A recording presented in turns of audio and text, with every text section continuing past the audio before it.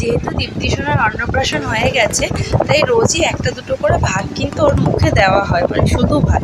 তো আজকে ভাবলাম যে একটুখানি ভাত, কয়েকটা ভাত আর কি নিয়ে বাটির মধ্যে একটু সামান্য জল দিয়ে একটু মানে নরম করে একদম হাত দিয়ে, মানে যেটাকে বলে হাত দিয়ে টিপে টিপে নরম করে দিয়ে একটু মুখে দিয়ে দেখছিলাম যে ও কী করে।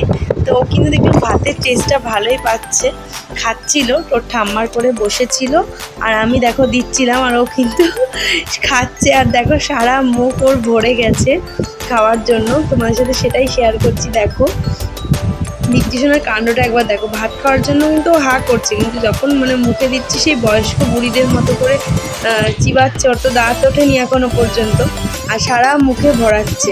দেখো কী করছে, আমি অল্প কয়েকটা ভাত নিয়ে একটু জল দিয়ে মানে চটকে চটকে ওর মুখের মধ্যে দিচ্ছিলাম।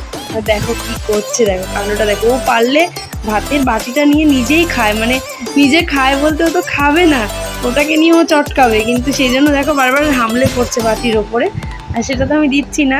আবার ওর ঠাম্মা দেখো মুখ ভেঙাচ্ছে, ওর ঠাম্মার মুখের দিকে তাকিয়ে দেখছে কী যে করছে। ওর কাণ্ডটা দেখো। দেখো এইভাবে আমি ভাতটা একদম টিপে একদম মানে মিশিয়ে যাচ্ছে হাতের সাথে, সেরমভাবে দিচ্ছি যাতে একটু আস্ত না থাকে, কারণ একটুখানি আস্ত থাকলে ওর তো গলায় বেঁধেই যাবে, আর ও খেতেও পারে না, ওর মুখ থেকেও বের করে দেয়।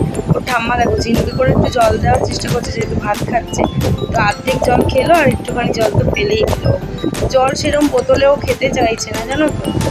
ও এই ঝিনুক বাটিতে করে জল দিতে হচ্ছে বারবার করে। বোতলে জলও কিছুই খেতে চাইছে না।